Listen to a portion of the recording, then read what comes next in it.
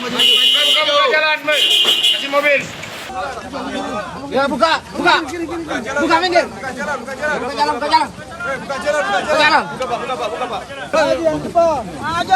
Maju. Buka jalur, Pak, buka jalur. Detik-detik jenazah pramugari korban kedua pesawat ATR 42500 tiba di posko SAR Tompo Bulu.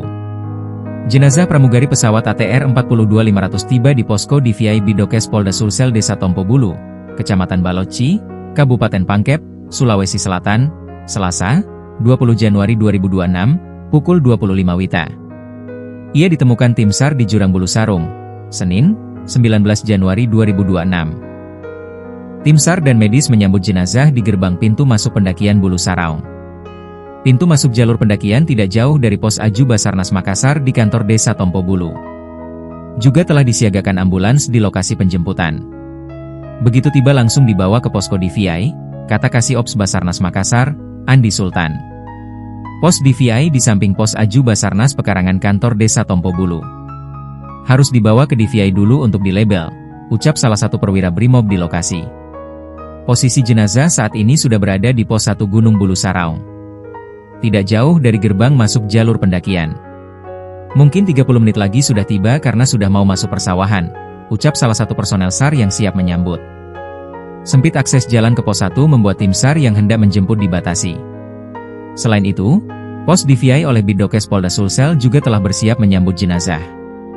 Korban ditemukan dari tim SAR SRU-1 beranggotakan 18 orang. Di dalamnya terdapat potensi SAR, Marinir, Arai Sulsel, Polairut, Jasdam dan BPBD Kota Makassar.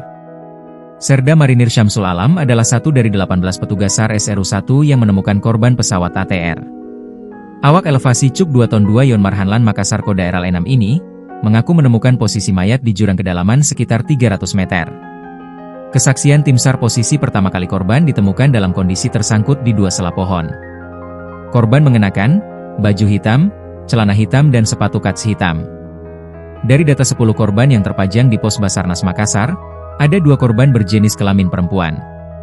Kedua korban perempuan itu masing-masing bernama Florencia Lolita dan Esther Aprilita yang merupakan kru pesawat.